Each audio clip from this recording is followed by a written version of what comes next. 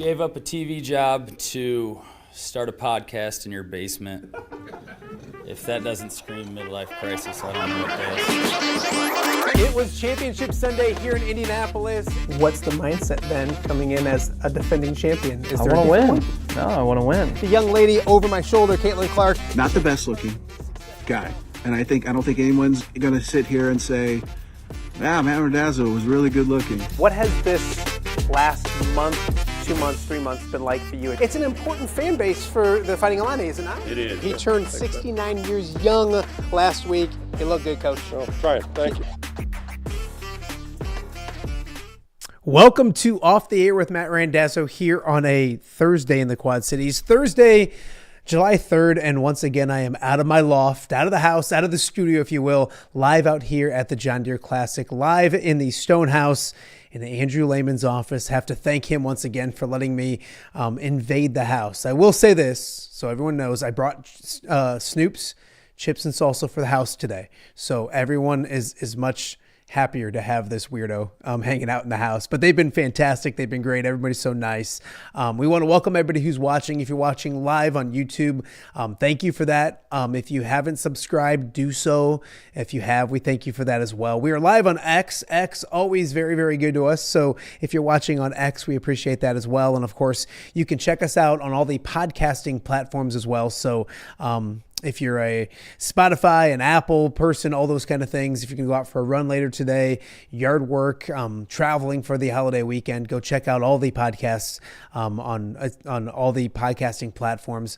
If you're traveling as well, great chance to catch up with all the shows. Fun show today. Really excited about who we have coming up in just a matter of moments. Micaela Booth from Birdies for Charity will join us to talk about that aspect of the John Deere Classic, a huge part of what we get to do here in the Quad Cities and raising money for charities right here in the Quad Cities. So she's coming up in a matter of moments. We also have a fantastic conversation with the guy whose office that I invaded. Andrew Lehman's been extremely busy this week. I got a chance to snag him this morning and chatted with him about a lot of fantastic stuff. We talk about Zach Johnson, his future on the golf course and in the Quad Cities as well. What it meant to get his dream job, taking over for Claire Peterson. Bunch of great stuff coming up with Andrew Lehman and just a little bit. Also, Craig DeVrieze is working really hard. There's a lot of media that's working really hard. I'm not really one of those right now, but play is underway here at the John Deere Classic. Craig DeVrieze will join us at 11 a.m. to kind of update us on the news and notes from the day, leaderboard, all that kind of stuff as well. And then yesterday, TJ Hockenson was out here at the John Deere Classic. Riley Moss was here as well. TJ and Riley both golfing in the Pro-Am. Got to catch up with TJ Hockenson after his round. So we'll have that interview for you coming up in the 11 o'clock hour as well. So all you Hawkeye fans, all you Minnesota Viking fans, I am not one of them, but all you Hawkeye fans out there, make sure you check out TJ Hockenson. He was great yesterday as well. If you missed the shows this week, on Monday we had a fun John Deere Classic preview show. Todd Hyduke, Tom Johnston, and Craig DeVrieze joined me with that. On Tuesday, Claire Peterson was here as well. We've had Alex Studeman on, Mitch Van Zuten, Craig DeVrieze. So much great stuff this week from the John Deere Classic. Coming up still this week, later on, maybe tomorrow, I'm going to put Decker playing on the air. And that's always an exciting journey, voyage, roller coaster ride. Can't wait for that. Celia Palermo will join us tomorrow as well. Carter Henning, a young man from Comanche that golfed in the Pro-Am yesterday, had his leg amputated about 4 months ago. That 15-year-old can hit a golf ball. It was amazing. He's going to join us tomorrow as well, so we're excited about that. A lot of good stuff to get to. Also tomorrow, I'm going to have someone help me, but we're going to sample some of the foods around the course and let you know when you're coming out this weekend what to eat. Everything's great. It's really just an excuse for me to eat, but we're going to do that tomorrow as well. So a lot of stuff to get to tomorrow right here on Off the Air. Want to update you guys because, as we mentioned, play is underway at the John Deere Classic. And so leaderboard-wise, David Lipsky is 6 under. Doug Gim is 6 under. Bo Hostler is 5 under. Austin Eckroat is 5 under as well. So some really good names, some really good golf being played early on. 6 under already, and still relatively early here on a Thursday. Some big names. Max Homa doing well. He's 4 under. Very, very good for him. Just through 8 holes. So a strong start for him. Chris Kirk with a nice start. Denny McCarthy 3 under. We've talked a ton about him here on Off the Air, and maybe seeing him win that John Deere Classic one of these days as well. Not a great start for Ricky Fowler. Last I had looked, he was 1 over par. I'll update that on here. Just like he's even par through 8. So a slower start for Ricky. We'll see if he can get things going. We want to get him, of course, to the weekend, and of course, maybe in contention by the weekend as well. And funny story for me, Matt Kuchar's doing well. Matt Kuchar was, I'm looking as we go, but I want to say he's 3 under through 9.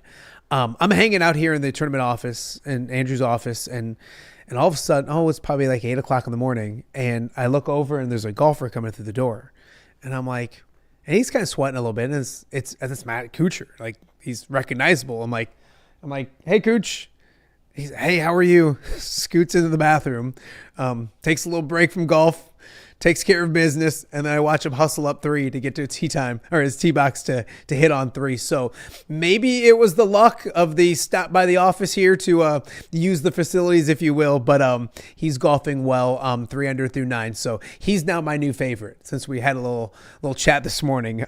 So that was a lot of fun as well. I want to get to one thing before we talk to Micaela.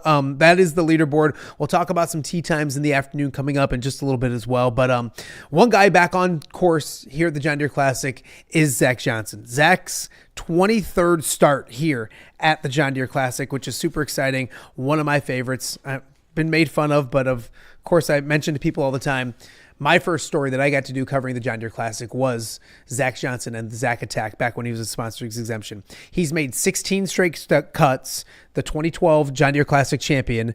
So we know all of those fantastic things, and those are exciting. But also the cool thing is that he is getting ready to turn 50 as well, which opens up a lot of questions about what he'll do next year, how many more years he'll be at the John Deere Classic. So, of course, Zach talked to the media yesterday, and here's a little chunk of some of the things that Zach Johnson had to say here at the John Deere Classic. I mean, I'm experienced. I know the golf course. I know where not to go, given the conditions. I feel like I've had every win. I feel like I've had every element thrown at me here, and I've had everything Mother Nature has thrown, wet, dry, windy, whatever. I've had it, so I feel like I can navigate it, in a pretty opportune manner. That doesn't mean it's going to happen. I mean, I still have to execute, and I think my game is at a point where execution is really the main thing that I got to focus on, and I love that. Every aspect of my game has been pretty solid. And everybody that knows me and knows me well, it's boring, but I love boring. I'm really good at being boring. So I love boring golf. But yeah, I mean, it's everything here. It's the hills, it's the bumps, it's the rolls, it's the speed. It's just, I'm comfortable. Doesn't mean it's going to happen. I think that answers why I've had, a pretty consistent amount of arguably success. Zach, you've got a big birthday coming up in February, as you well know. Are you going to continue to favor us coming here, or are you going to mosey off to the over 50? I'm sorry, I heard the first part about my age. I didn't hear the second part. Are you going to continue to play here as long as you can, or do you roll off to the senior? Well, I mean, I'll just say this. I hope I have the option of coming back here for the foreseeable future. I don't know what the future is going to hold. I mean, quite honestly, going back to the beginning of that, a lot of what is going to transpire next year is going to be determined by the next so many weeks out here. So, and physically too. I mean, my body is. I pay attention probably now more so to the physical side of me more so than the technical side of me. So, and I don't mind that. It's just, the evolution of the game and the evolution of where I'm at as a pro. So got a great team, great plan, great plot as to how to navigate that.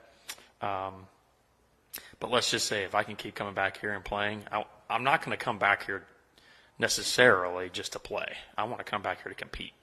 That's what I am first and foremost. And, to whatever capacity I do come back, I hope it's in competition. But I can't hide the fact that I have a high affinity for John Deere and the people. So that goes without saying. Got to be able to hear me first. Zach Johnson will tee off today at 1:11. We'll talk more with Andrew Lehman about him in just a little bit because Zach looking really comfortable and he knows this course really well. And I kind of joked with some people yesterday. I like to gamble, and just for him to make the cut is basically even money, which is crazy. He's made the cut 16 years. There's like that old joke, like there's no guarantees in life except for death, taxes, and Zach Johnson making the cut here at the John Deere Classic. So really looking forward to see how he does. Really good groups going off this afternoon. Zach Johnson, one of them at 1:11. We'll update you on those as we get going right here on Off the Air with Matt Randazzo. So exciting to see how Zach Johnson does coming up this week as well. But joining me now is someone that has had to put up with me this week as well. Because everyone's like, man, I can't believe Andrew. I'm going to have you move that little photo. I forgot about that. Yeah.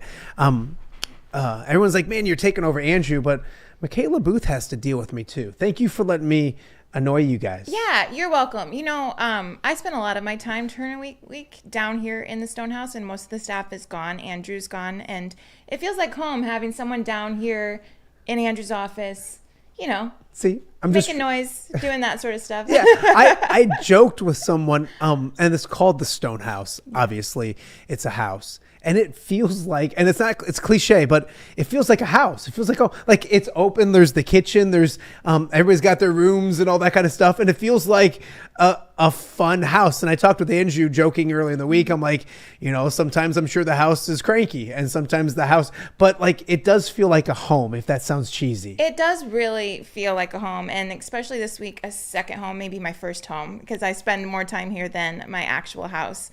But also the people that are in it. And I know that sometimes when you say, oh, we're a family, that can people cringe and like, oh, that's not a good thing. But here it really is. We are really a family, and we care about each other a lot. No, it's really fun to see, and I can't believe Andrew even suggested or allowed me to do this, but I feel like I brought chips and salsa. I saw that. Okay. Snoop's. Yeah, Snoop's Chips and Salsa is here. So now people like me. It's great. Yeah. No, I'm just kidding. I'm trying to be the kid that I'm bribing Snoop's people. is the way to do it for our office. Oh, absolutely. He's the best. So it is a busy week, and I want to talk about Birdies for Charity, but we kind of like it. You guys are swamped, and I know it. It's not like it's like, wow, I can't believe they're working. I've been out here forever, but like to watch what you guys do. What is this week like? Because it's a ton of work, a ton of hours, but it's a labor of love, isn't it? It is. I love it, and I think all of us here on staff love it. If you didn't love it, it would be a lot harder than it is. It's each day is you never know what's going to get thrown at you. You have a plan, and then by maybe 7 a.m. that plan is out the window, and you have a new plan, and things come up, and you're putting out things, and a lot of those are details that no one would ever notice, but there are thousands of people working behind the scenes to make sure that every single detail is ready. Yeah, it's awesome to see. The volunteers are great as well. Mm-hmm. Birdies for Charity. When you think about Birdies for Charity, people think of the John Deere Classic, and right away the next line, it's like golf and birdies are like, it's not just a golf tournament, it's golf and birdies. To be part of that, and I know you great people working and all that kind of stuff, but to have your name associated with Birdies for Charity, I know it's something you're extremely proud of as well. I am really proud of it, and I feel very fortunate to go to work every day and do what I get to do, not only to be associated with this incredible production that the whole community gets to see this week, and this week is fantastic and we love it, but then we always say that our next favorite day will come in October when we get to announce how much money we've raised for charity and then deliver all of that money. And it resonates the same feelings that we feel here when we have famous golfers from all over the world here. Micaela Booth joining me right now and Off the Air with Matt Randazzo. Micaela, you look at what we do here, what we do here in the Quad Cities, and there's other tournament events, like looking at it going, wow, we need to do that. What has that been like? I mean, is there phone calls of people like, hey, we're trying to mimic or copy what you do, and how satisfying, gratifying all that is to know what's been built here is now working in other communities as well. Maybe not as good as what we do here, but they're trying, right? Yeah, absolutely. So Birdies for Charity kind of got its start here at the John Deere Classic. Steve Jacobs back in 1993 got it rolling, and it just, I mean, the community knows the amount of success that we've had here in the Quad Cities, and it's been recognized all across the PGA Tour. We actually have trademarked the logo and the name, and we license it out to about 15 other tournaments across the country. So They've seen it, they've seen the results, and they want to try to emulate it in their own hometowns. And a lot of them have been seeing the same success that we have, and it's just a model that works. And but we are super proud and competitive as well, and we're #1 per capita in charitable giving, which is something to be incredibly proud of. Yeah, absolutely. You should be competitive, especially when you're kicking butt. Exactly. We are in the world of competitive sports, so everybody is a little bit of competitive. I love it. When you look at the Birdies for Charity, people hear it. Yeah. And I don't want to say people take it for granted, but like it's become such a fixture. Like, so explain it for people that have heard about it, but don't really realize what it is and what you guys do. Yeah. And that's something we have to be careful about ourselves, is making sure that we continue to tell the story. We've been around for 30 years, but we still need to be telling that story. Not everybody knows. So Birdies for Charity is that charitable arm of the John Deere Classic. It's what turns this tournament into like a philanthropic powerhouse that raises, it's a turnkey fundraising program for almost 500 charities now. And they're able to use the program, use our brand and our recognition, and use all of the marketing that we throw into it, and raise money for themselves, ask their donors to donate to them, but do it through Birdies for Charity. And then we promise to match it by at least 5 to 10%. Wow. So every dollar grows when it comes through Birdies for Charity. It's amazing. And you mentioned October, and that is like, that's your Super Bowl, which I totally understand to get. What is that like to know every single year that, like, one, everybody's going to be excited. It's like a party, and that, all the hard work that it's funny because I talked to Andrew a little bit, and everybody else, this is kind of, you work towards this, and you guys do as well. Yeah. But that October date is so special to you guys as well. Yeah, absolutely. That October date means so much. We're standing face to face with the charities that are benefiting from it, and knowing what it means. And the overall total is always, there's gasps, and everybody wants it to be a record-breaking year. But what really matters to those charities is when we announce the match that they got. And last year we were able to give an 8% match, and there were gasps and applause, and hearing that, knowing that they know what that means for their organizations and how many more people they're able to help with that extra money. You are a Quad City girl, right? I am. A Sherrard grad. Sherrard grad. Okay, so I'm an Alleman grad. My wife's a Rock Ridge grad. Oh, so Rock Ridge. I know, like the Rock Ridge Sherrard thing. It's funny. I worked at Milan Hy-Vee growing up. So that's how I learned about, like, I kind of knew it to begin with, but like a lot of Rock Ridge people there, a lot of Sherrard. I've learned the rivalry, and then of course covered it and all that kind of stuff. But you're a Quad City girl. Yep. So when did you know about, growing up, when did you know about Birdies for Charity? Did you sit there as a young girl going, Birdies, like, or how did your growth into this happen? Yeah. So Birdies for Charity, when it started, I will tell you that I was in elementary school. So, So it just started like 10, 15 years ago. Yeah. 10, right? 15 years ago. But so I have memories of it, and it looked a whole lot different back then. So it has evolved.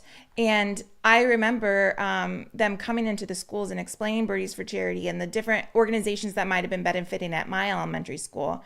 And then fast forward, I had no idea that this is where I would end up, or how the dots would connect for me to get here. But it's been a pretty cool experience. And I always joke that if anybody that I went to high school with, or middle school or elementary school, knew that I was working in the world of sports, they would fall off their chair laughing, because zero athletic ability. Oh, stop. No, I'm not joking. I'm not being like, sorry. It's actually 0. You're not being modest. I'm It's not. Just really, with that being, so how did it connect? Like, Yeah. take me through your journey a little bit of how you got to where you're at today. I think Yeah. it's awesome. I love the fact that local people do stay here and do local great things. I love that. Yeah. So you said Sherrard grad, and then I went to the Western Illinois Quad Cities campus, recreation parks, that major, and immediately knew that the event side of things is where I really like the adrenaline and all of the things that come together about making an event happen. Yeah. And I was able to do an internship, and I got started in actually downtown Rock Island. I was helping with events like You Making My Weekend and Gumbo Yeah. Okay, yeah. And at that point I knew, okay, I love events and these kind of public community events, but I also love the nonprofit side of it too. So a job actually opened up at TPC Deer Run, and I had a mentor at the time. She's incredible. Her name is Catherine Rogers Ingalls, and I had talked to her about, well, this isn't really in the nonprofit area. It's not really events. And she told me, but think of how close you are to the John Deere Classic if you were to take that. And I did. I took a chance, and within a year, a job opened up here down the hill at the John Deere Classic, and the stars just kind of aligned. So. Isn't it cool though? Because you get chills a little bit. Yeah. Because things, I always tell my kids, like, things happens for a reason, all those kind of things. And so awesome too. Now, so do you golf? You can't work here and not golf, right? Right. When I started at our home course at TPC Deer Run, I worked there for a very short time, like I said, a year, and I knew nothing. Maybe you had been on a had golf course once in my life. And So you had to learn. I had to learn. And it started with, so I was doing a lot of their social media and communications for them. And it started with a lot of Googling, just like, what is a birdie? What is par? That's how I learn. I read and I research things. And then about 2 or 3 years into my time here at the John Deere Classic, I'm like, you know what? I'm going to take some lessons because I have a feeling this might start coming up. Yeah. And when it does, I want to be ready. So I did take lessons a couple summers ago with Butch Haverland. He's fantastic. Yeah. Would recommend him. And now I do quite enjoy it. I'm not very good, but so maybe my athletic ability has increased by maybe 2 or 3 points. There you go. You'll take it, right? I will. It's funny because you kind of say that when I grew up, I didn't golf a lot. Yeah. Like for me, it was like, and my dad would say every so often, like, hey, do you want to go golfing? I'm like, no, like I'd rather go, the basketball is free and I can go out in the driveway and do it, or that kind Sure. of stuff. And then sometimes in college, but it was a frustrating game. It is a frustrating game. And it was when I got into doing what I was doing and started working at WQAD, I'm like, I'm going to be asked to like golf in some events and do some things, and I can't be like awful. Yeah. So I had to like, and then I start, and I'm still not good, but like I'm not embarrassing, if that makes any sense. I think like fear of embarrassment is kind of what leads a lot of people to start learning. Yes. Like because you just don't want to be caught off guard. Yes. Yeah. Do you follow the game of golf a lot? Do you have your favorites? Being here for so long, are there people on the course and golfers that you're like, I want to go check out or at least see them golf a little bit? Yeah. Well, when I first got thrown into the world of golf, I identified Ricky right off the start. So back then, like he was my first, the guy I was following. Yeah. So I'm so excited that he's here on course, and I will definitely be sneaking away to catch some of him. Yeah. But there's just so many good names and so many golfers that are doing really good things for their communities. And I know Ricky's playing today with Max Homa. That's another really exciting person out here. And I always like to catch up with our past champs too. That's fun. No, that's the cool thing, is talking to people behind the scenes as well. Mitch Van Zuden was on yesterday, and that's like, what are your interactions like with these golfers? Because I've had people ask me, and my interactions are usually like, well, look at their scorecard, and if they did well, they're great. Yeah. If I have to talk to them after they didn't do well, Yeah. they don't really like to talk to me too much. But you look at those kind of things. I want to talk to you about, and we've seen Andrew and what he is, and how great a job he's doing.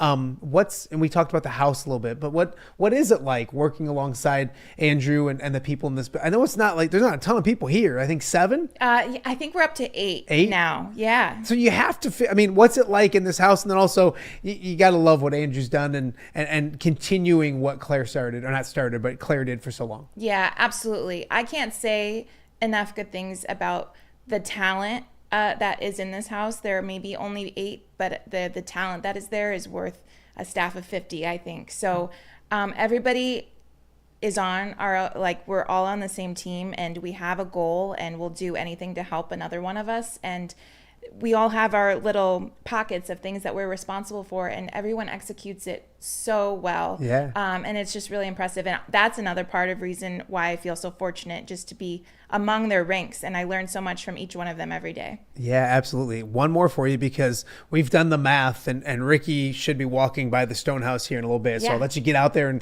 check out Ricky. I'm sure a lot of people will be following him, Max Homa, as well. So it'll be a nice bird's eye view. I should put a camera on the house if Andrew lets me come back next year. We'll see. So my favorite discussion on the show is Andrew or Claire, and Andrew's keeping track. It's now 5-0. Andrew or Claire? All right, I'm gonna build up to this to give you my answer, because they both mean the world to me, and I'm going to take it for granted that Claire knows how I feel about him. He should, and if he doesn't, I'll send him a follow-up text message. But I have to give it to Andrew. I have to give him his first point, and it shouldn't be. That's a tough question that you're asking people, by the way. It's an impossible question to answer. It's like picking your favorite kid, which mine is Chase, but it's like I always do that to get in trouble. But it is tough because you love them both. Absolutely. You do. And I've had the extreme fortune and pleasure of having both of them be my boss. And when Claire was here, I always told people that I have the best boss in the world. And now that, what are the chances of that happening twice? And somehow it has. And I think it has a lot to do with Andrew has spent so much time with Claire and has learned so much from him, but also brings his own ideas and his own humor. They both have this wonderful amount of levity to them that in a world where your job is pretty stressful, that makes a whole lot of difference when your boss is in the tournament trailer down here at the Stonehouse laughing with you. They're both so modest. They are. Because you're the tournament director of the John Deere Classic. That can tend to get to people's head. Yeah. And they're both so level and down to earth that, it makes working with them as media really easy, and then you get to know them as people and friends and all that kind of stuff as well. So officially, we'll give Andrew 1. I'm giving Andrew 1. I don't think you can look at what's happened the last couple of years and see these concerts on course and what's happened here and not give Andrew the point. He's going to be so excited. I did mention at the start of the show. I also hope he remembers this come my bonus time review. Just so we have that on record. I love it. We have it, and I'll make sure I send it to you. With that said, Andrew's up next. And we recorded that earlier today because he's out running around. So he doesn't know that yet. So we're going to have him on tomorrow because he is getting a little cranky. He wants to get one. So. I know. I've heard you say that there's only one person keeping score. So I'm going to put that as another reason why Claire will understand. I don't think Claire's keeping track as much as Andrew. Claire, 1,000. That's very smart. Well done. Best of luck this week. I appreciate you stopping by. Birdies for Charity is killing it. I can't wait to hear about it on Sunday, and then I can't wait to see what happens in October as well. Awesome. Thanks, Matt. All right. That is Micaela Booth with Birdies for Charity, joining us here on Off the Air with Matt Randazzo. Coming up next, we are going to be joined by Andrew Lehman. A really fun conversation with him about everything he's done, history at the John Deere Classic. It's a must-watch interview. That's coming up next. We'll also have an update on the leaderboard as well. We'll get you set for your pairings this afternoon. So if you're coming out this afternoon, if you're listening to this on the way to the course, it's a good way to get set on who you want to check out and who's going off where. And then coming up a little bit later on, Craig DeVrieze still here to talk about that leaderboard. And we'll catch up with TJ Hockenson yesterday and hear from him about golf and football. So we've got a ton to get to. You're watching Off the Air with Matt Randazzo right here live from the John Deere Classic on a Thursday in the Quad Cities. Are you looking to take your next party, tailgate, or golf outing to the next level?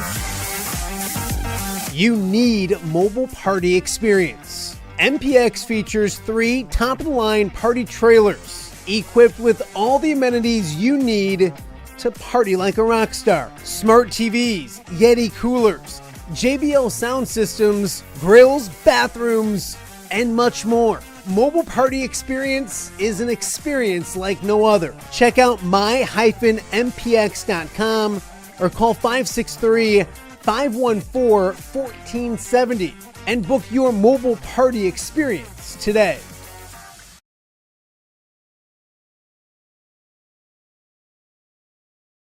Yo, Quad Cities, let me tell you, if you're looking for something fun to do, I've got it. Saturday night, July 12th, the Steamwheelers are throwing down against Green Bay for John Deere night. And it's about to be straight up legendary. The team's rocking custom John Deere jerseys. John Deere employees get in free, and there's even a free halftime concert by Lois Hills. Let's get away, change your names, go state. Grab your tickets now at steamwheelersfootball.com/tickets before they're gone. All right, be honest. Are you craving Hungry Hobo again? You know, that fresh sliced meat piled high on those amazing sandwiches, hot off the grill chicken and steak with all those delicious toppings, the biggest and best selection of baked potatoes, or simply some waffle fries dipped in cheese. Well, now that Quad City favorite is even easier to get. Download the Hungry Hobo app today. Order ahead, skip the line, and earn rewards all at the same time. There's Double Points Monday and exclusive specials as well. With 12 locations in the Quad City area, it's Hungry Hobo. Now even easier to find, but still hard to resist.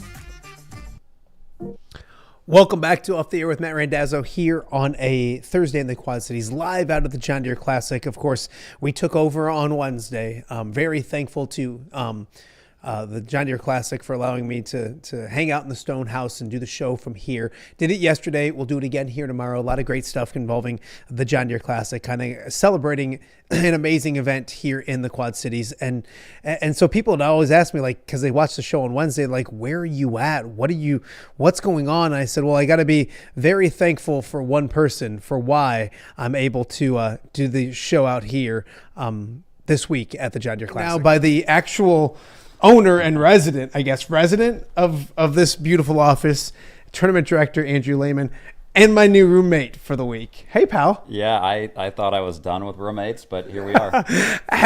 Now it's funny because you're always like, "Hey, you're good," but like, you have complaints. What have I done that is there anything that I've done that you're just kind of annoyed with? The only thing I would say, I mean, you can move furniture around all you want. This is my therapy couch over here. So if you get stressed, look out the window, lay down. I think you used my bathroom that is behind my desk, and I'm not sure what you did in there. So that's a little worrisome for me. Number one. Okay. We'll just leave it at that. Okay. How's your week going before we get into a lot of stuff? No, it's good. It's great to get to Thursday. We kind of turned things over to the PGA Tour from, a player and, PGA Tour standpoint. We're looking forward to welcoming all our guests and our hospitality clients today. And but the stress level drops a little bit. Concert's still hanging in the background for the weekend, but we'll worry about that when we get to Friday or Saturday. I have to give you some credit because you really were running around like a madman. Talk about that, because these first couple days, and you mentioned the PGA Tour takes over, and I understand it, and I kind of get, but for the people watching at home, what is that like? What are the first 3 days like compared to now? It's golf, and it's kind of what they do best, and they do each and every week on tour. Yeah, I mean, Monday, Tuesday, you've still got, a ton of vendors coming in. CBS Sports and Golf Channel get in on Tuesday. So, it's a pretty big coordinated move. Yesterday, Youth Day, fun to see all the kids out here, and we've got that First Tee Youth Day clinic. But just a ton of activities going on. We had FanDuel donated $100,000 to Next 18. They're a military organization. Just a whole host of things, and then you conclude it with the youth clinic at 2:00. And I got back to my desk yesterday and had 138 emails. I think I had 52 text messages that were unread. And you just got to try to find pockets of time to catch up and and get back to everybody who's trying to get a hold of you. When I send you a stupid text in the middle of Deer Week, does that annoy you? Yes. You didn't get back to me. No, that's a right pretty away. quick yes. You didn't get back to me right away. Yeah, Although, I had met Tom Kakert before yesterday, so thanks for that. That was, well, he said, he goes, I felt bad. I'm like, well, yeah, you should know who you've met and who you haven't met. He's not like Arnold Palmer. Exactly. Before we go any farther, the shoe game is on point today. Yeah, these funny story about these. Last year I kind of started wearing my Jordans, my J's, with changing the shoelaces out, and I've probably got 15 or 16 pairs of Jordans that I can put in. I don't like to get them dirty, so these ones are fresh out of the box. I ordered these before tournament week last year, and they never showed up. They came the week after. And you just put them away. I put them away. My daughter, my 11-year-old daughter, has an obsession with J's as well, so she put the. I wonder yellow where she shoelace. gets that. Yeah, it's genetic. She's a sneakerhead. She actually got the Kobe Caitlin release that sold out in 60 seconds this week. Don't know how, but she is a sneakerhead. She sent me a picture. I didn't get annoyed with that one. No, that's one of those. Hey, if they have an obsession with something, it's good that Dad has that same obsession. Well, I told my wife, I said, if this is my midlife crisis, at least I'm not out doing things elsewhere. Yeah, no, you're being a good young man. So the week is going great, all that kind of stuff. Talk about yesterday, because I guess we'll start with, it was great to see TJ Hockenson. We got a quick interview with him on the show that we're gonna play for everybody here in a little bit. And then also Riley Moss was outstanding as well, and a great social media snippet of him that your crews did with him being out on the course, a mic'd up segment that's awesome. What was it like to see those two guys out here? And once again, people just take to this place when they get here, don't they? Yeah, I mean, we've had a good run going back to Caitlin in 23, Bill Murray in 2015. But it's fun to get either a celebrity or an athlete, or, I guess athletes are celebrities. But to get them out here, and I think, over the years, what we found is these guys have, an appreciation for what happens on the golf course. And they got it around fine. I mean, TJ hit a monster drive on 10 to start his day. Of course he did. I mean, he got through it, turned the hips a little bit, but, they're just great. And all the autographs, all the pictures they were taking, Riley's funny. He's a funny dude. TJ's just so down to earth, and we got him back to Nashville last night. We had to get him back on a flight, and we told him, hey, let Kittle know, because we almost had George Kittle this year. Yeah. Let him know how much fun you had, and we've got a great connection to their agent. Their agent grew up in Iowa and is representing some guys out here on the PGA Tour. So we look forward to continuing to grow that program. How and that was my next question. How do you grow it? How much do you want to grow it? Like, I don't remember these days a ton, but like the Ed McMahon days and you don't want every single group having a celeb. Like, how much do you want to grow it? What's the balancing act, I guess? Or is there a balancing act between overdoing it and having some cool stories, some cool people here during the program? Well, we haven't ever had to pay anybody to be here, so that's been a plus, right? Is that why Anger hasn't golfed? He's demanding too much money? We need to make sure we take care of this place. Plus, he called me a name when I saw him up at the Betplex one night. Let it go. Anyway, yeah, no, sometimes that's hard. We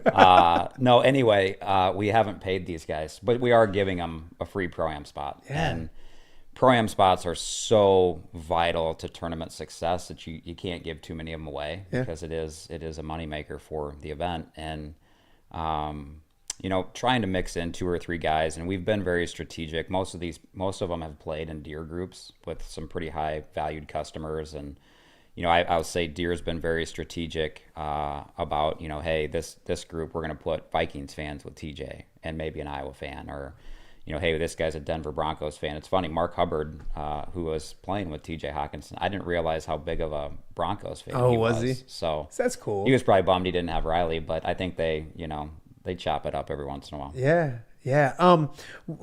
And I want to backtrack on that, because you haven't paid anybody, and Caitlin Clark was here, which kind of shows what she's like, because, and obviously it was a little bit before the craziness that is now, but she was still one of the biggest things going in sports, and just kind of shows how much she likes the game of golf, maybe. Yeah, I mean, there was a rumor in town we paid her $100,000, and I'm here. Well, I started that. I'm here to tell people the John Deere Classic couldn't pay her $100,000. So, no, to get her here, and I kind of put the Lainey Wilson thing in the Caitlin category, because getting Lainey here last year, she was coming off all the awards. Caitlin, they had already gone to their first national championship game, and Caitlin Mania was alive and well, but Caitlin loves golf.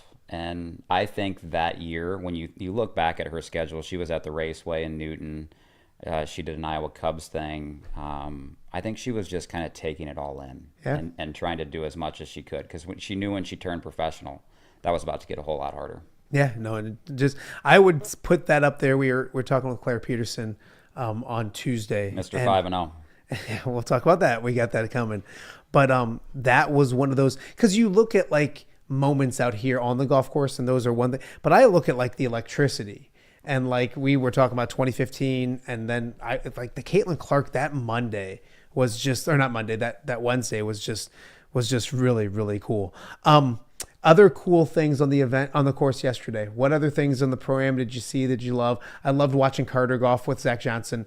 And we're going to talk about Zach in a second, because he just feels, and I've gotten to know him pretty well. You know him very well. He just seems comfortable right now, which I think it bodes well for him this week. But what other things on Pro-Am? Carter was awesome, the young man from Comanche. What other things out there that you saw that you're like, this is awesome, this is what this place is all about? We love to see all the kids come through the gate on Youth Day. We had one group bring over 250 kids, 40 supervisors for 250 kids. Wow. I drove by, I probably shouldn't even say this, but I drove by Equipment Hill at one point yesterday, and it was like a playground.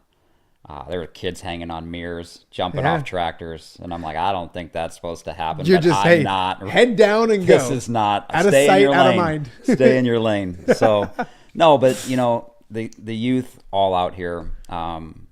We're blessed that we get to give them free tickets all week. 15 and under is free, and it's our duty to continue to try to grow the game. And the families that come out here and make memories, we hear it all the time in our ticket survey. Like, hey, I remember coming with my parents. Now I'm bringing my kids. Yeah, that's what this is all about. This is still a small market event on the PGA Tour, and it's really, when you look at it from a 30,000 foot view, we're still operating this event, even though it's gotten way bigger. We're still operating it the way small town events used to be on the PGA Tour. And events like this were the heart and soul of the PGA Tour. We like to think that we still are.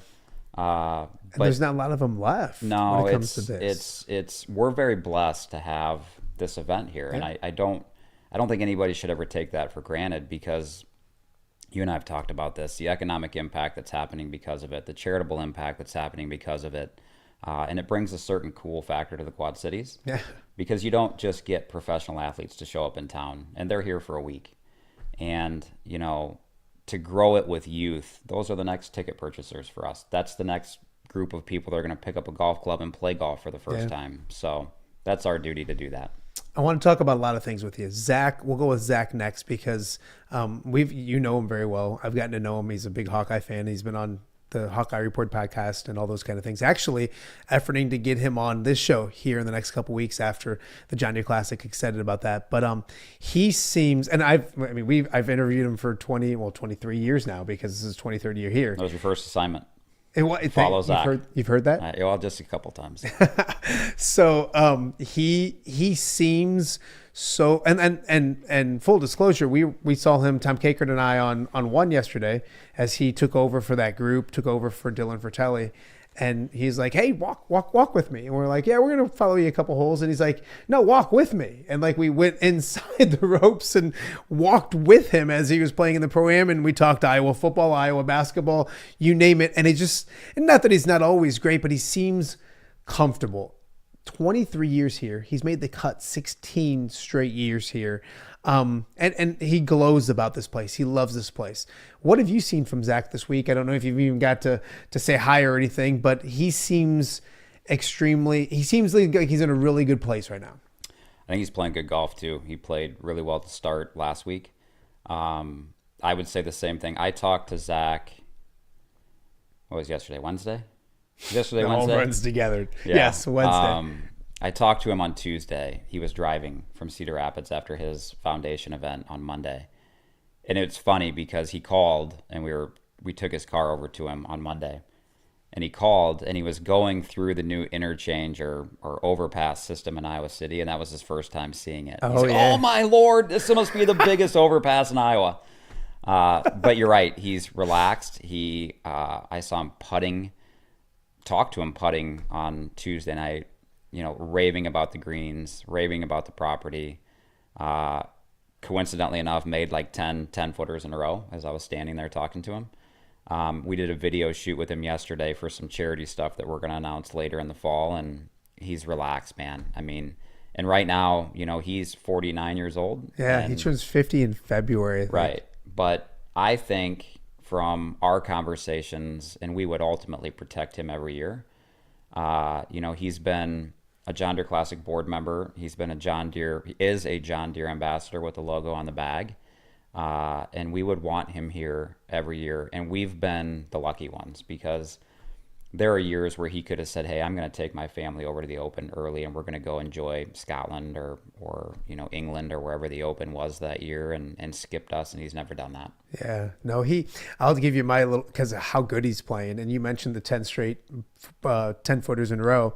We're just out here on 2 and we're off of the Stonehouse. So second green's out there, and there's that little swale to the front left, and that's where his second shot ended up. And he's literally talking Iowa football, like literally we're going through the schedule. Like, what about this game? And he got to like Nebraska, and he's practiced swinging. I think he's going to shut up. And he's like, it's going to be you can't practice swing a putter. No, he wasn't. He was off the swale. He was in the swale.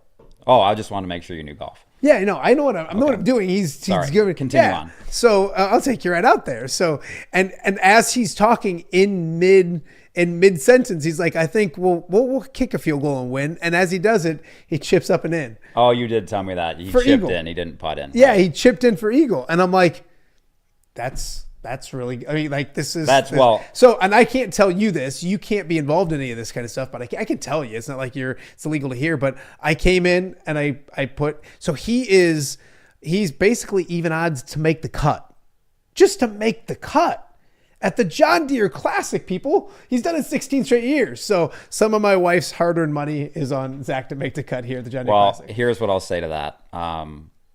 I can't bet on golf at any point in the year. 100%. Are you in trouble to listen to me talk about golf? No, but that's a bet. If I were allowed to bet, I would take. You endorse, yeah, exactly. It's a no-brainer. And I will say this: Tom Kakert used a little booster, and he boosted him like just say the $10. If Zach wins this year's John Deere Classic, Tom's $10 is going to go a long way. It's going to go like a very long way. It will not shock me to see Zach in the mix on Sunday. No, he's going to like think about that. I mean, he finished top 10 in the Masters. He golfed well last week, especially on Thursday. He can go out here in his sleep and make the cut. I'm jinxing the heck out of my bet. Maybe, and don't do that because we'd love to have him around for the weekend. Yeah, exactly. This is a place where if you. And I think I heard Mitch or somebody talking about this. You listened to Mitch's interview yesterday? Unfortunately, I did. Okay, we'll talk. Okay. But if you get comfortable and you find something, it's going to happen. Yeah. He was talking about Max Homa with that. And so let's talk about some of Max Homa's out on the course right now. He's playing this morning with Ricky Fowler. You got some big names in the afternoon, but those two guys are those names that maybe not in the rankings when it comes to like who's ranked the highest. Obviously, Ben Griffin and others are ranked higher, but they're such good golfers. And Ricky's not playing great right now, and Max has struggled. But like these are guys that we just talked about. If one little thing clicks, like watch out. Yeah, 100%. Golf's funny. And it probably isn't for these guys as much as it is for when you and I play, but they find one little thing, and I mean it could be as simple as, hey, I mean it's posture with putting, it's whatever, that they get out of rhythm a little bit, and they maybe hole that first putt. And it's like, I mean, I've seen it with Jordan Spieth. He's the perfect example of that, you know. Yeah. What was he, 71, 64, 61 in 2015 or something like that? Yeah. And, I mean, even the shot on 17 where he held it one-handed, he didn't like it. I think he said it was a groove or too low. And he spins it right back in, dunks it, you know, makes it for eagle. I mean, watch out. For so long, I remember talking with Andy McKay about like this event, and like it was Strick and Zach. I mean, they carried the load. There was great things happening all the time, and Spieth comes up and all those kind of things. But those were like the reliables of like this tournament's always going to have Steve Stricker. This tournament's always going to have Zach Johnson. It kind of shows the growth of this tournament because Strick and a legend, but he's not here anymore. And everything's tried. Okay. We called him and said, I talked to his brother-in-law who's his agent.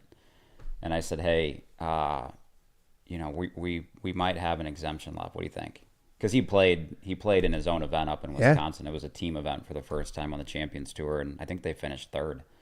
I'm like, what do you think? He's like, this is awesome. Let me call him. And he was having an MRI. He's still having some issues. And just very, very, actually his agent texted me at 3:46 in the morning or something like that. And I was like, dude, do you not sleep? But,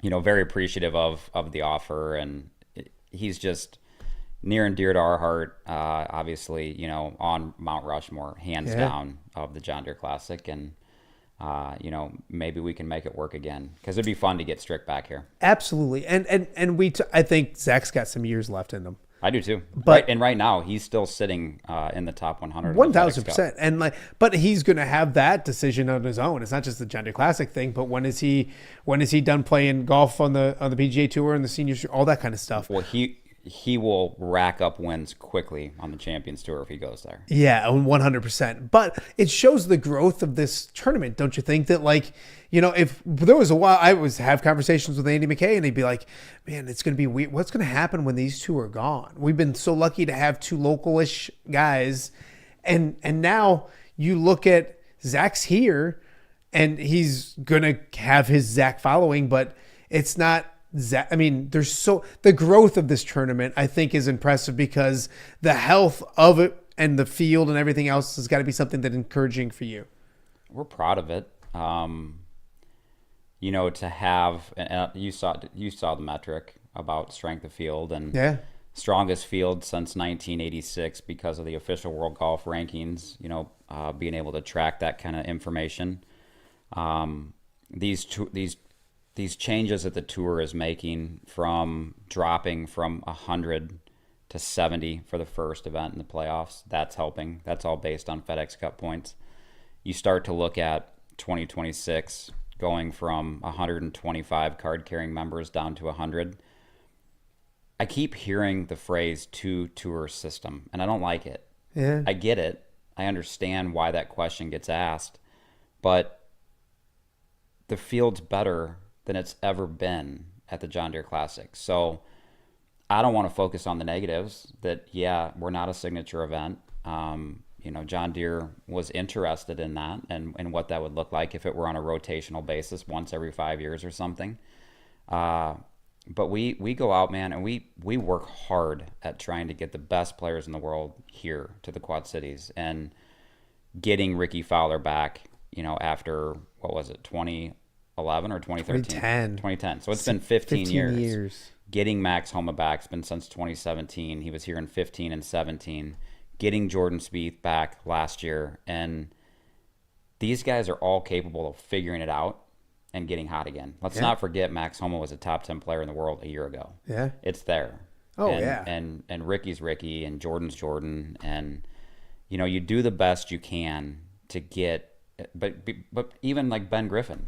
You know, Ben Griffin stepped away from the game of golf for a while. It's an amazing story. It is an amazing story. And then, you know, he finished top 5 here last year. Yeah. And then to get him back, you know, highest ranked guy in our field from an official World Golf Ranking standpoint. But that dude's here because he wants to make the Ryder Cup team. Yeah. And I hope he makes it. He's an awesome 100%. dude. You know, there's some guys that are going to put some tough decisions on Keegan. Not to mention, Keegan might have to pick himself. Yeah. So I look forward to the fall. It's going to be fun. But getting guys here has always been a challenge based on where we've been in the schedule. Yeah. Being after the Travelers Championship, no signature events after us, now having the Open Championship 2 weeks after us, being near the start of the FedEx Cup playoffs, all those things I think are working in our favor. I want to talk about the rest of the week before I let you get out of here because I know you're busy. But the fact that you can take some time and relax. And, I'm feeling good this morning. Yeah. That's not coffee, if anybody's wondering. No, That I'm is kidding. coffee. I'm kidding. Third cup. And it's early. What else? Like, so for the people that are coming out in the weekend, obviously the concerts, let's talk about them. 4th of July is tomorrow. Awesome partnership. And you're not running the 5K. You didn't sign up for the No, but firecracker? this is what we're going to do. Joe, love Joe. We're going to get Joe out here post tournament. Hopefully when the build is still at least a little bit up, and we're going to shoot some content. I think it'd be great. 3 golf clubs. 3 golf clubs max. He and I play the 18th hole. So he doesn't play golf. I know it doesn't look like it, but I have run 12 or 13 5Ks. I'm more of like a 30-minute guy. Now that's what I am now. Right. Yeah, right. So, and I am getting back into running here. Probably not next week because I'm going to sleep a bunch. But he and I play the 18th hole. Who can finish the 18th hole the fastest by running the 18th hole and hitting really good shots. idea. I love it. I got him. I mean, I'll dust him. Because he'll be standing in the fairway while I'm still running. Well, maybe not because he's probably not going to hit it very far. Yeah. If I was him, I would just hit it crappy and just sprint the whole thing. I'm not taking driver either. I'm taking 5-iron and then another 5-iron, a wedge and a putter. Yeah. Because I need to stay in the fairway. But anyway, to your point, yes, 4th of July tomorrow, full day of military activities. We're going to sing the national anthem at 6:30 in the morning, raise the flag down there by our Folds of Honor board. Tons of great sponsors have stepped up to support this. We were able to give away 18 $5,000 scholarships last year to families of fallen soldiers through this Folds of Honor program. We did get clearance yesterday, or final approval, at 11:55 a.m. We're going to have a Chinook fly over the property, to celebrate the 4th of July here at the John Deere Classic. Turning our attention to the weekend. The weekend, it used to get way easier for us because you made a cut. You had half the amount of guys here. The parking lots opened up. The place was busy, and now we've got these concerts. So still keeping an eye on some weather potentially for Saturday and what that looks like. And turning our attention to opening the fairway for the first time on Sunday for Zach Brown Band. So fairway open on Sunday, not Saturday, making sense because there's golf to be played on Sunday. The tour's given us clearance to do it both days. I'm just not brave enough to do it yet. I want to see how Sunday goes. And you can see what it looks like on Sunday, and then that's smart. No professionals hit it in that area. You and I do, but they don't. All the time. Who have you talk about weather? Because the one thing that's been great with the concert so far is the weather has cooperated. It's been hot. Like, that's fine. I don't think it's been hot. It's been hot this week. Yeah, I'm trying to think back. I thought the very first year was hot, one of the nights. It depends on what your version of hot is. Yeah. I've lived some hot days out here. Yesterday was one of them. Today is going to be one. Are you constantly looking, checking up on forecasts, or you can just control the controllable, out of sight, out of mind, those kind of things? Well, your boy James, I don't pay attention to his forecasts anymore, so that's fine. Because he picked Claire. Yeah, well, that's everybody else does. It's funny. We've got a meteorologist on site, Stuart, and I get his emails. There's an email in the morning, a mid-morning, a noon, afternoon, and he seems pretty keen on the fact that we're going to have some weather on Saturday. So, but I'm the eternal optimist, and if he tells me it's 50% chance, I tell him it's a 50% chance of sunshine. That's the thing is, and I love Jay-Z and those guys, but like, it can be like a 30% chance of rain, and the icon or logo is like a thunderbolt and rain. It's like it's a 70% chance it's not going to rain. Why are we doing this? And I don't care what any of them say. There's a river effect here. I've lived here for 19 years. I've seen it. It's real. They all say it's not. I know they have degrees in meteorology, and I just have a degree in sports management. But I'm here to tell you the river effect is real. So I'm praying for that. Zach Brown Band on Sunday. Do you get to enjoy the Sunday concert more than the Saturday concert? And I'm not saying that in terms of how they play and their content, the music, but is Sunday, like, have you noticed last couple of years that you're enjoying the concert and like sigh of relief or no? Why? There's work to be done. What? And, these things are done. you know, our you go back to not working for 51 weeks a year. And then like you get the whole, right? I said that to Micaela joking at the beginning of the week, and I got, you'll probably get a throat punch or a chop. yeah, she said, she goes, it's to the point where I'm getting a little bit cranky about it, but I kid. So yeah, do you not you can't let, You're not going to see me down there, you know, in the fairway or on the hillside watching the concert. well, I don't want you crowd surfing or anything like that, but the chance to like, I take it in. I take it in from not a musical perspective. They're great, and both I've seen both of these artists, Dirks and Zach Brown Band, play live. They're both phenomenal live performers. And I have the set list over on my desk if you want to see it for Dirks. ooh, I try to take it in from a spectator perspective. Like I look at that hillside, and I remember in 23 Darius Rucker just standing there and just looking and going, we did it. because there were doubters. You know, I said yes instantly when Mara called and asked. And I know she talked about that when she was on your show. Because if you're in the event business and you're not evolving, you're falling behind. And we said yes pretty instantly. But I remember standing there. We had a meeting on Saturday at like 3 o'clock. And there were probably about 80 people outside of our trailer. And I was going to puke. What have we done? Why are we doing this? This is a disaster. It's not going to be good. And then I remember him taking the stage. The first song goes live. The place erupts. And I'm just like, we did it. Yeah. A small staff of people who's pretty decent at putting on a golf tournament is running a concert. Thank God for Marshall. That's what I say. He's great. He's carries the load. You know, from an operations perspective, he's one of one. He's matured. He's grown into this role. You know, he's done an amazing job. He was fired. I was asleep last night, but I got a text from him at like 11:30, and I know he was probably up at 3:30 or 4 this morning. He said, "What? There was one day I came on one Tuesday to set up, and it was like 6:30, and I'm like, hey, you don't go to the Big Dig?" He goes, no. He showed me a list, and he's like, then I saw him in the morning, and I came in early, and he's already here, and he was like, I go, did you go home? He goes, yeah, for a little bit. He goes, I ran out of daylight, but I still had 6 things left on the list, and then it's just crazy the amount of work you guys put through. You know, Claire used to say this to me, you have that look in your eye, and I never knew what it meant.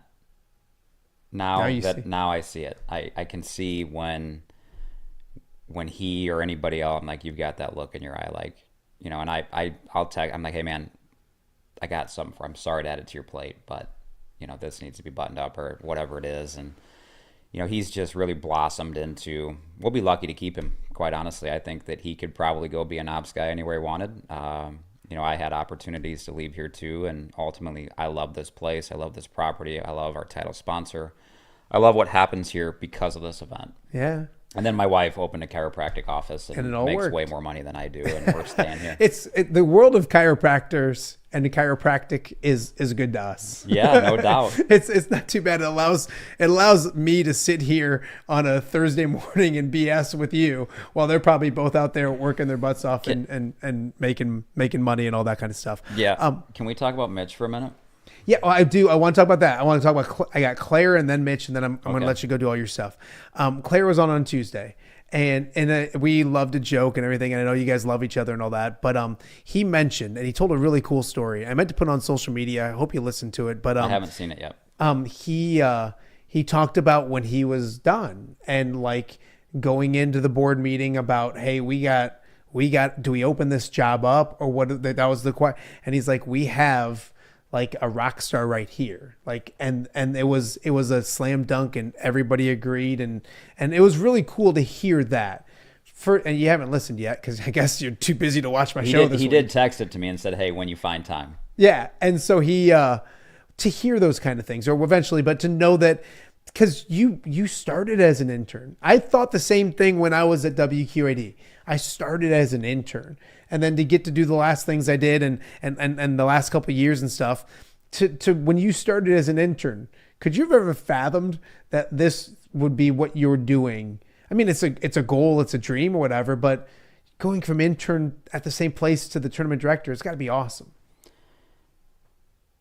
Yeah, it is. There's times where it's made me emotional. I never saw myself in this job. I always wanted this job. I wanted to be the one that, succeeded Claire. I remember being in Fort Worth when I went on my first executive retreat, and they made me they told me I was going to be the tournament director at dinner, and I lost it. I cried. I hugged Claire. When he left his last board meeting, I broke down. I cried. I've cried. I'm getting emotional now. Yeah. This place is special. This tournament's special. And, our volunteer force. Why am I crying? No. It's a happy day. Yes. Claire's like a dad to me. Yeah. And like a grandpa. Like an old grandpa. He's younger than my dad. Yeah. My dad's 84. Claire's 72. But to be able to have gotten Claire and his son into the Pro-Am this year was special. That was you might do, I don't have a list of questions, but that's where I was going. And he talked about that, about being able to, after doing this thing for all these years, to actually, you can't golf with the Pro-Am as the tournament director. No. Andrew was not golfing yesterday. How much, was that just a no-brainer? Who came up with it? Was that you? Was Ashley, like when that opens up, be honest. There was a unique set of circumstances that led us to the place where we ended up. And it's a sold out. We've always been sold out. The Pro-Am was sold out. And we ended up with 2 extra spots that were paid for. And they weren't going to get used. And so we were debating, do you go to the past chair ranks? Do you go to... was I on the list of possibilities? No, Corey was, though. How do we get to a point? And then I didn't realize that I said it, because we said it and we're like, oh, that's genius, let's call him. And I said, well, what about Claire? And so we called him, and he was out, I think, having a cigar on his patio. And, I think it just, I think he thought I was joking. I'm like, you could genuinely tell how much it meant to him, which I thought was really cool. All right, let's talk about By the way, I forgot to mention when I was getting, salty eyes over here, this staff, this group of people that care deeply about this event, and this week is very visible and community driven, and people are out here, but we do it because of what happens in October. I'll tell you this, just being, and I've been in here a ton and come visit and all that kind of stuff, but just being around the house, being the kid that moved in for a couple days, it's like and this is not being cliche or cheesy, it's like a house. I mean, it's literally a house, obviously, but it's like a family. Like it's like everybody's got their rooms and there's a kitchen, and like it's the vibes is what, I gotta be careful. What I loved about the news business is it's like a team effort. You're in it together. We one goal, all that kind of stuff. And sometimes things get crappy, I'm sure. Yeah. Sometimes things are great, all those kind of things, but it's like a family. I love it. All right. There's this guy named Mitch. The guy, first off, I wanted to make sure I had Mitch on the show this week and loved chatting with him. I thought he did a great job. You guys used to golf against Claire and Todd. Andy Stodero. Okay, that's right. It was Stodero. I thought you were a pretty good golfer. You golfed with me way back in the day once. What was it? It was out here. What was it for? I don't know. I've played with you and Anger a couple of times. Yeah. You refused to this year for my dad's outing. I'm done. It's coaching. Like, I'd love to golf with you, except if it honors your dead father, and then I don't have any time for you, but I don't want to make you feel bad or anything. Just did. So Mitch claims that Claire's a better golfer than you. That can't be true. No, Claire's good. Yeah, we actually share pretty similar handicaps. But I'm with me. I mean, Claire, when I get sideways on the golf course, it's off the tee because I can miss it right. And Claire's like Iron Byron out there. He's just right down the middle. He was amazing. We golfed with him on media day. He's 72 years old. What's awesome, to not answer the question, what's awesome is, he's playing a ton of golf in retirement. And he's helping with this caddy program at Davenport Country Club. I'm looking forward to playing with him when this thing's over. but he gets it around just fine. Okay, but I think, and so he picked Claire as the better golfer, and that's fine. But like then to double down and continue to pick Claire In my office. in your office, and even kind of like look at your desk and go, if you was sitting right there and say that right now, that had like it hurt a little bit, right? So I drove by him last night, and normally he wants me to do this like big wave at him every time, and we do it because it's funny and you got to have fun this week. But I just went by and I was like, and he was, you could just see the hurt in his body. By the way, there's a trophy up there on the case that is from when we would play those matches. I don't see Claire or Andy's name etched on there anywhere. Ever. So, no one's telling somebody they didn't win a championship. With that said, Mitch is a pretty good golfer, isn't he? Mitch gets it around just fine. Yeah, he does okay. Yeah, but he's you know what? I hope he gets a case of the shanks. Yeah. Well, now you do. I do. Yeah, for a couple years, maybe Did me too. dirty in my own office. I want to find somebody that's going to vote for Andrew. Don't do it. It's fine. I don't know who it'll be. Maybe Micaela. I think Micaela will.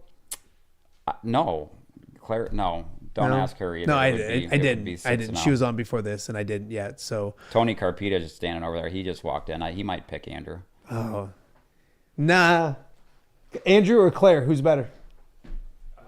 Take the fifth. I take the fifth. He's got to work with Claire all week up there in the Honor Observer tent. Oh, so he's got to be careful. So I've appreciated. Thank you for letting me move in. Yeah, I appreciate that for sure. And I'm late for an executive breakfast that was supposed to be at 8:00. Well, you kept doing this. Well, no, because this is live. We're not taping this, so don't say any times on here. Oh, well, you have to edit that out. Tape for live. No, you're fine. Andrew Lehman, thank him for letting us do this. We got a lot more to get to. We're just getting warmed up right here on Off the Air with Matt Randazzo, live from the John Deere Classic on Thursday, first round of the JDC. We'll be back right after this. Rafferty Funeral Home, dedicated to serving families in the Quad Cities since 2007. Hi, welcome. Yeah, come on in. An experienced staff plans each service to reflect the unique life and legacy of your loved one. Rafferty Funeral Home is proud to serve our community with dignity, respect, and compassion, helping you to celebrate your traditions and lasting memories no matter your faith, culture, or budget. Rafferty Funeral Home in Moline. Call today to discuss prearrangements.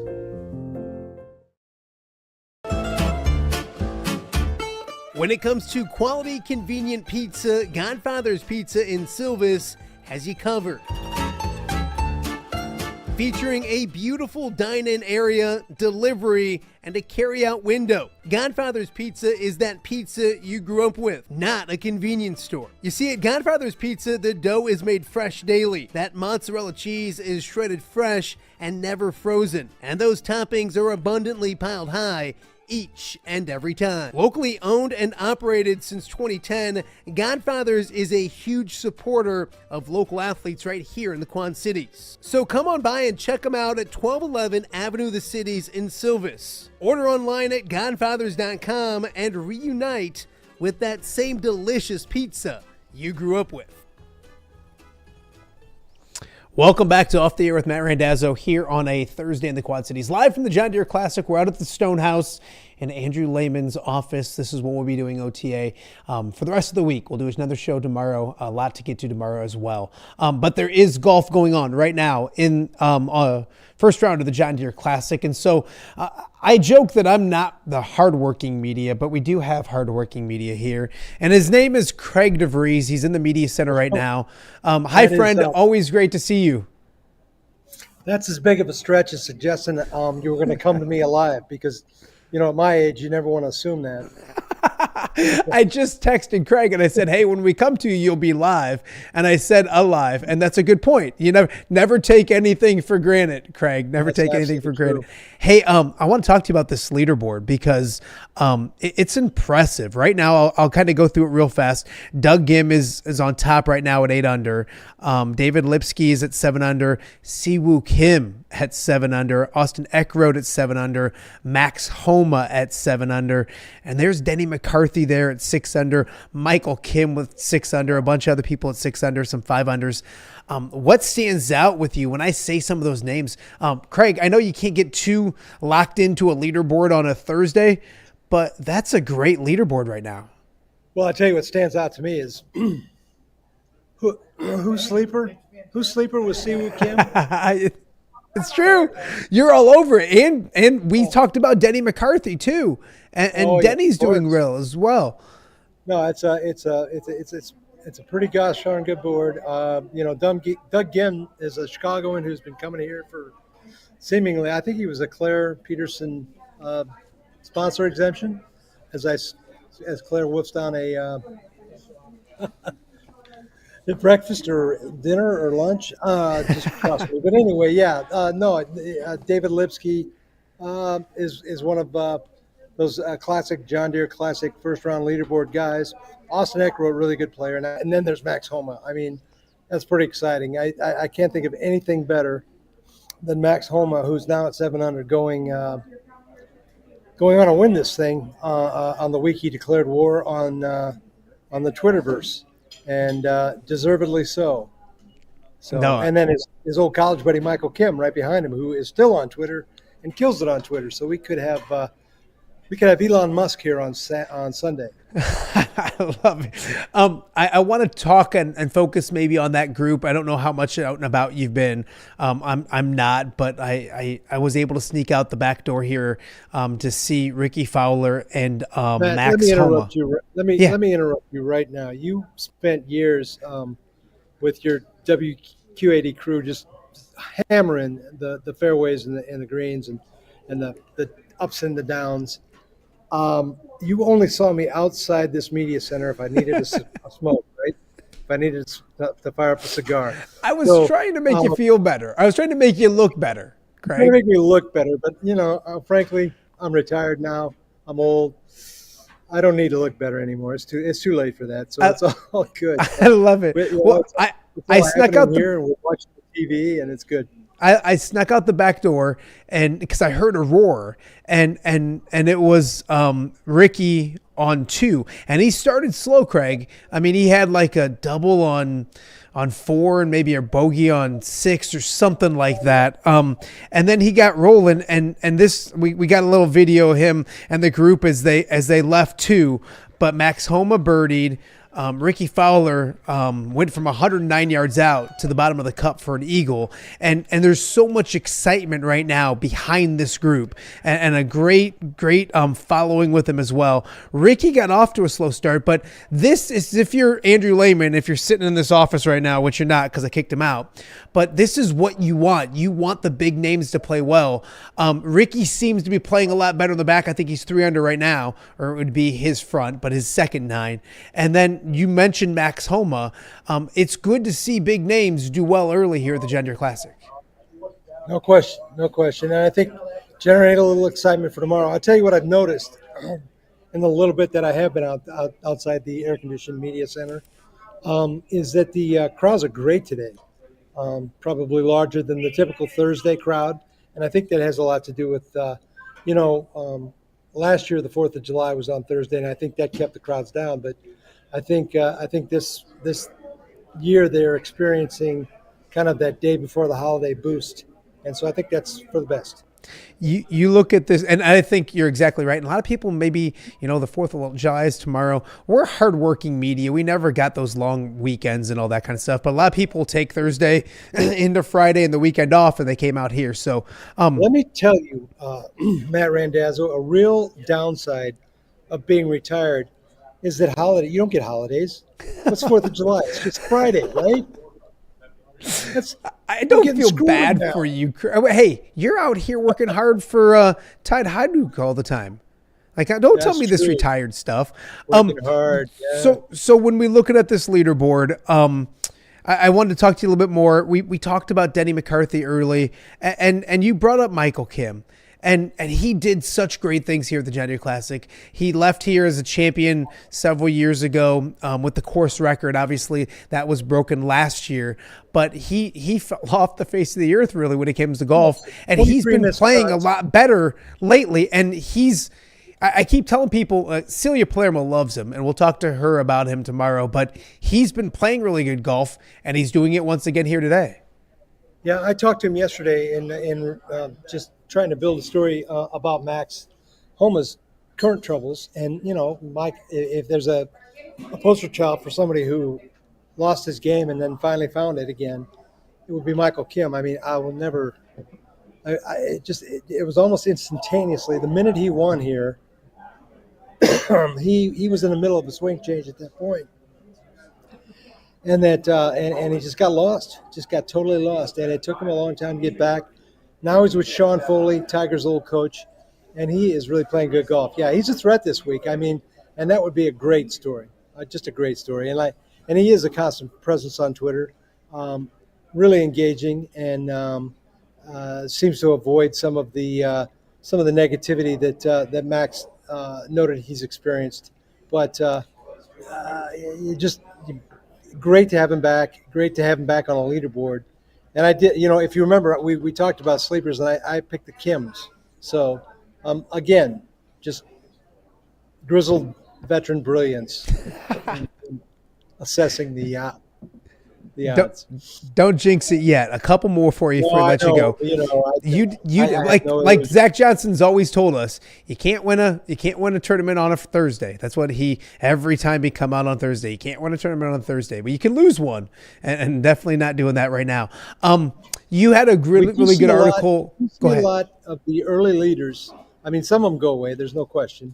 It's hard to back up one good round with another.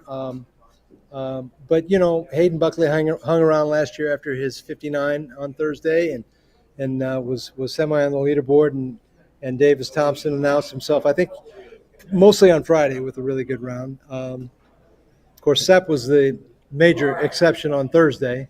He was actually over par, and then got it together and just went nuts. So Jordan was bad. Wasn't Jordan on 2015? Twice. Wasn't he bad on Thursday?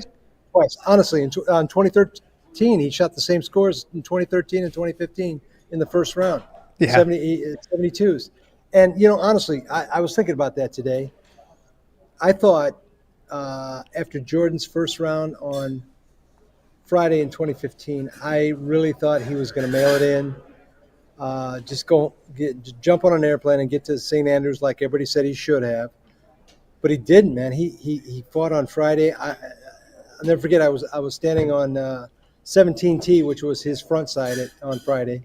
Hit a tree, and so his drive didn't make it to the fairway like a lot of our drives. And he ripped a beautiful hybrid, knocked it up there, made birdie at 18 out of a divot, and he was on his way. And obviously, it's the greatest story ever told when it comes to the John Deere Classic. Absolutely. So, Craig, I want to look at the afternoon before I let you go. If you're coming out this afternoon, get out here. The weather's not bad. Craig's old. That's why he stays inside, but the weather's not bad. It's a great day to be out here. The crowds are good. At 12:49, the group of Davis Thompson, Lucas Glover, and Jason Day. A lot of eyes on that one. They'll go off a 1 at 12:49. Aldrich Potgieter, who won last week in Detroit. Ben Griffin and Michael Thorbjornsen right after them. Another great group. And then Zach's group gets on the tee at 1:11. What are you looking at this afternoon? Because we focus on the morning. I remember being part of the chase, and you'll have some leaders here when the morning gets done, but those afternoon guys catch fire as well. What would you be looking for if you were heading out to the course today? I would be looking for the sound of Aldrich Potgieter hitting his drive off the tee. That's something I will definitely go out and take that in, because he bombs it. I think you just look for a little bit more of what you got today, this morning. Those good early rounds. I mean, Austin Eckroat, who's still on the board now, went out in 5 under with 2 eagles in his first 5 holes. I think hot starts tend to lead to hot rounds. So get out there and see what they got. You're gonna see good golf today. You've got obviously Ben Griffin, I think, is the odds-on favorite in the field because of his success so far this year. So what can he do?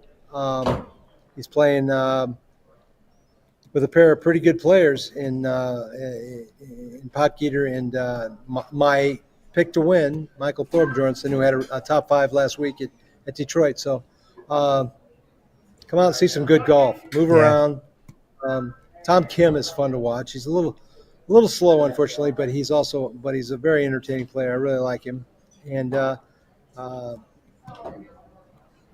plenty of good golf to be seen. Absolutely. And then tomorrow as well. What a way to celebrate the 4th of July. Yeah, get out here, enjoy. Are you running the Firecracker Run before you come out to cover golf? That's not something you're doing? No. I run it in my sleep, Matt. There you go. I will update people. Doug Gim is now 9 under par through 16. So he's putting himself together a great round of golf here at the John Deere Classic. Last one for you, Craig. He's a University of Texas grad. He was there with Fratelli and that other guy that won here. That one fella. Yeah, 29 years old, never won on tour, so it'd be his first victory here at the John Deere Classic. Most important question, what's in the media room to eat? Because I'm heading there as soon as the show gets done. I haven't opened any of the chafing dishes yet, but I can tell you that the Cool Ranch Doritos were particularly good this morning. I love it. I'll be down there. I got lunch for you all week, so put it on my tab. I don't want you paying for anything. Okay. Put it on my tab. I appreciate it. And also, I don't know how well you know Decker Plain, but I'm going to have Decker on the show tomorrow. Should I be worried or not? No, yes, but be worried in a good way. Make sure that you remind him who the original Quad City was, and that would be Eastmo. Okay, I want him to address that very vital issue of who's the quad in the Quad City. Because Bettendorf's a usurper in my book, and I think Decker needs to come clean on that one. I will ask him the hard questions. Craig, I appreciate you. I'm going to bug you again tomorrow. Thanks for all the updates in the media center. Be good. Thanks, Matt. All right, that is Craig DeVrieze covering the John Deere Classic for year number 752, and he's doing a great job of it. The young man himself, always optimistic, and he had Siwoo Kim as a sleeper. He's got Michael Thorbjornsen still going out today. So, and our panel of experts like Denny McCarthy, 6 under, playing really good golf right now. No one picked Max Homa, but that's a great name to have up there. Siwoo Kim's up there. Michael Kim up there as well. So we'll continue to update the leaderboard throughout the show right here on Off the Air with Matt Randazzo, but we still have more to get to. We're going to hit on some tee times for this afternoon if you're coming out.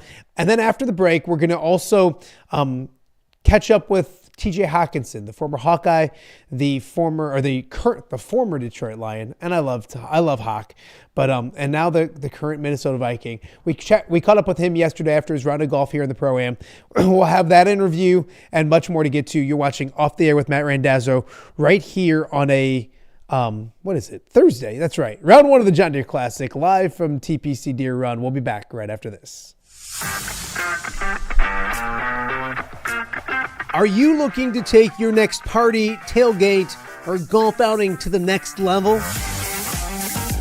You need Mobile Party Experience. MPX features 3 top-of-the-line party trailers equipped with all the amenities you need to party like a rock star. Smart TVs, Yeti coolers, JBL sound systems, grills, bathrooms, and much more. Mobile Party Experience is an experience like no other. Check out my-mpx.com or call 563-514-1470 and book your Mobile Party Experience today.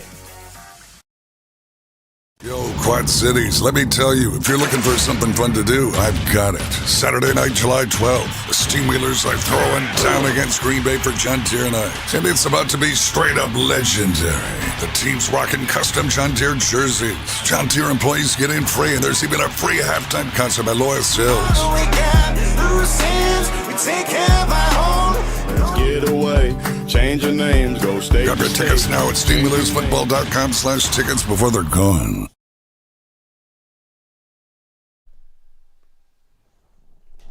Welcome back to Off the Air with Matt Randazzo here on a Thursday in the Quad Cities, live from TPC Deer Run.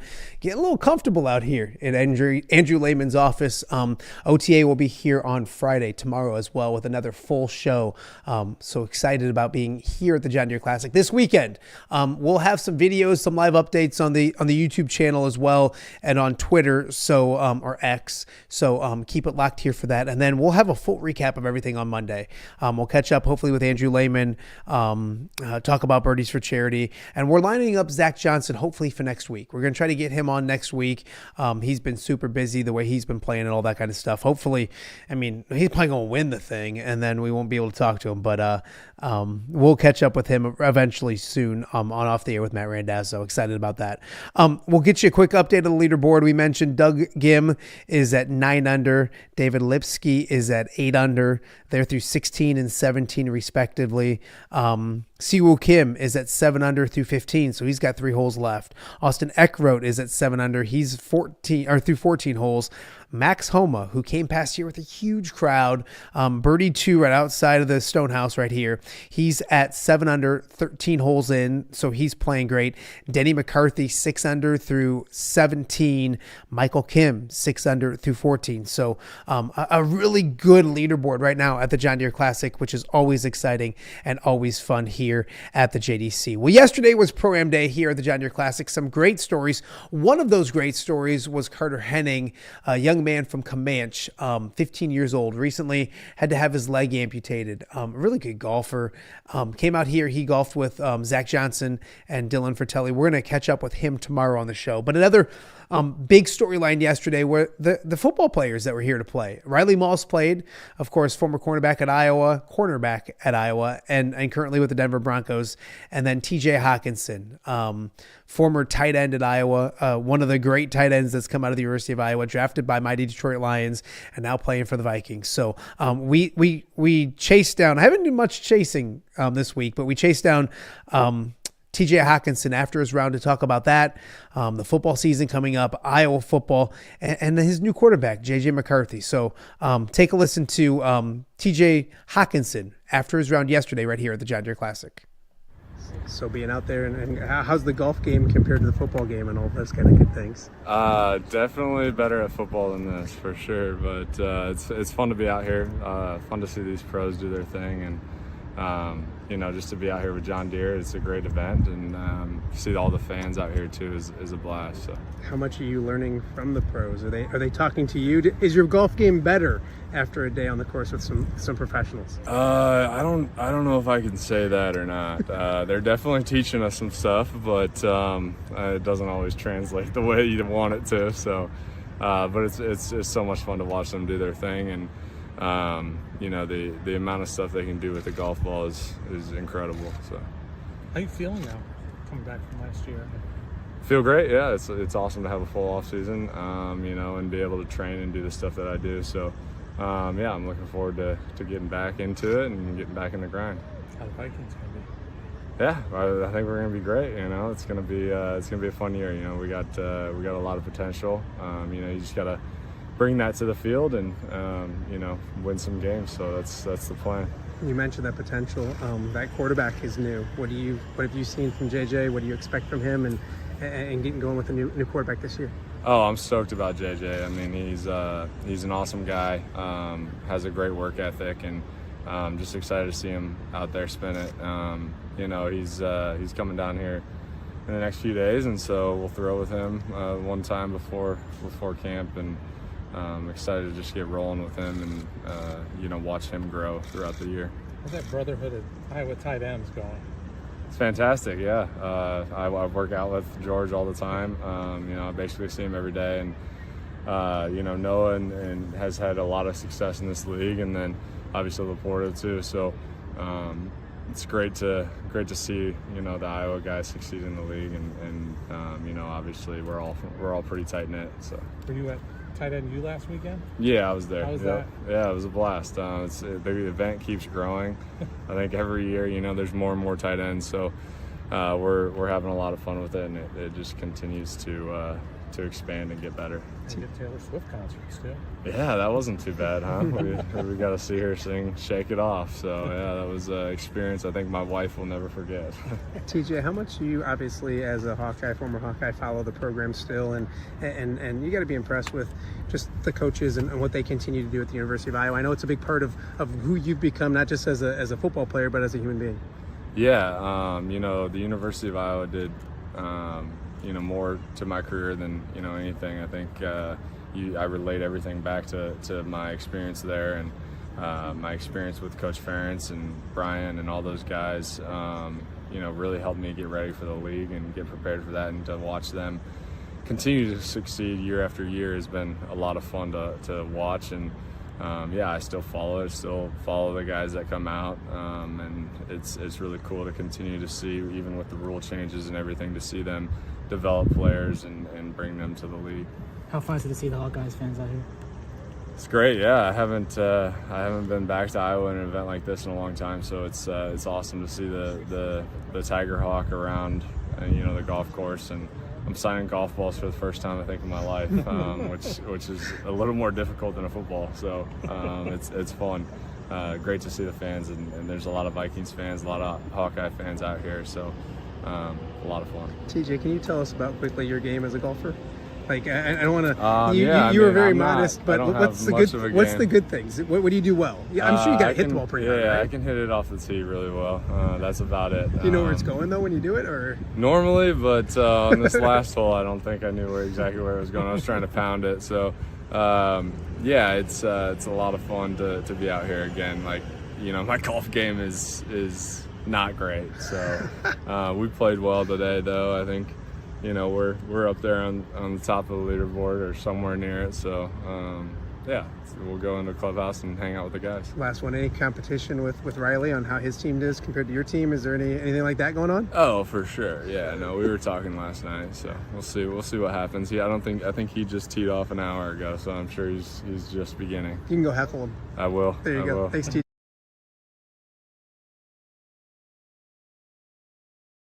Turn my old microphone on. Catching up with TJ Hockenson yesterday, that was a ton of fun. Of course, I'm getting ready for a hopefully healthy season this year with the Minnesota Vikings, and hopefully they do well. He does well.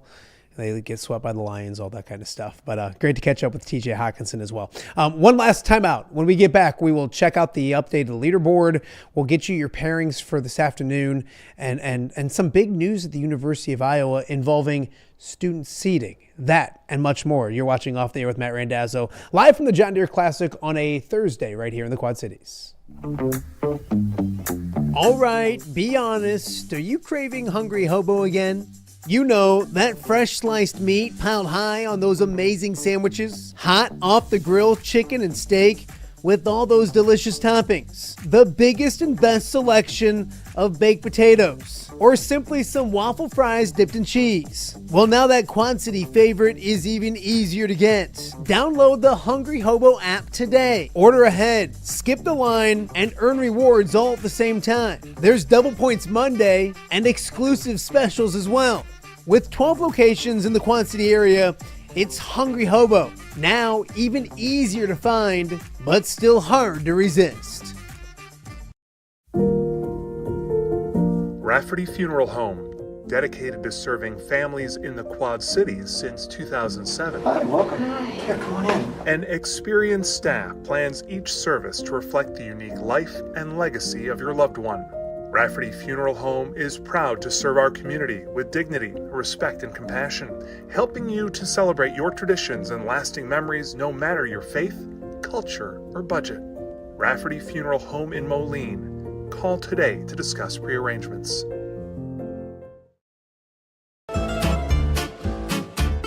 When it comes to quality, convenient pizza, Godfather's Pizza in Silvis has you covered.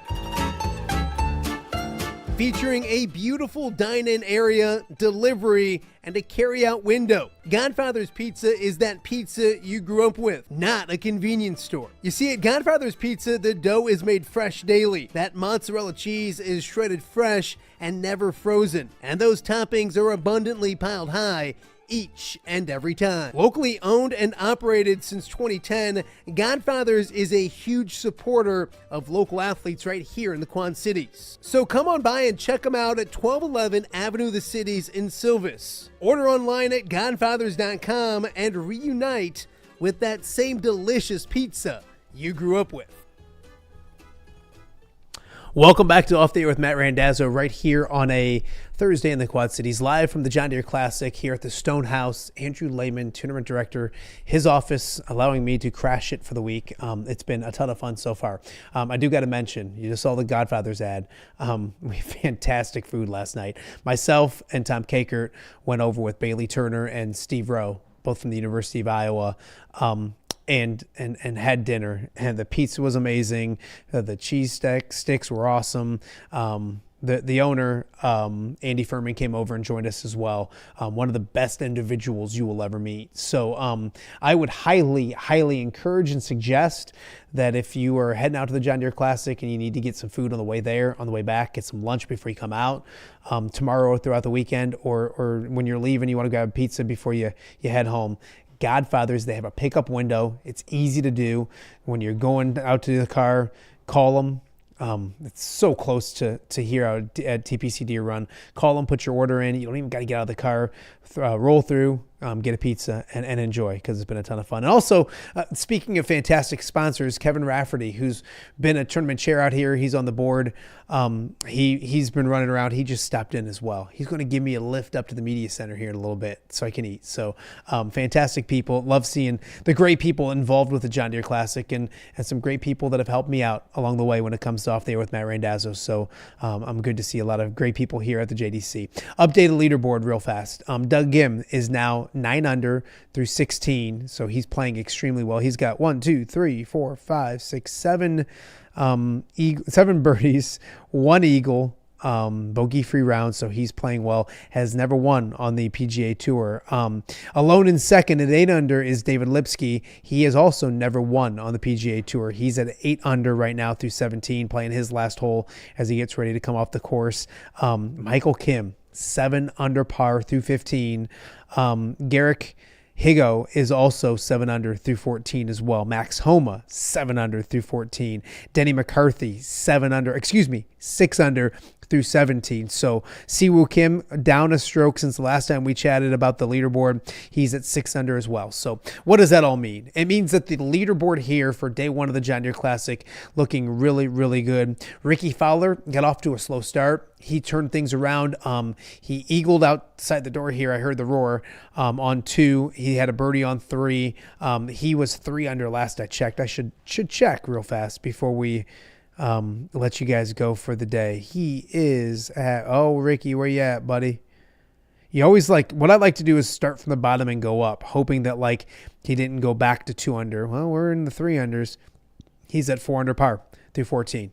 So there he is, just sitting right there, putting together a great round. So enjoy the 4th of July tomorrow. Go out to the Firecracker Run and all that kind of stuff. But then get out to the John Deere Classic as well, and then join us for the weekend too. Also, I do have to mention that there are rounds and, of course, plenty of tee time still going on this afternoon as well. And if you're heading out to the course, get your butts out here. It's a great day to go watch golf.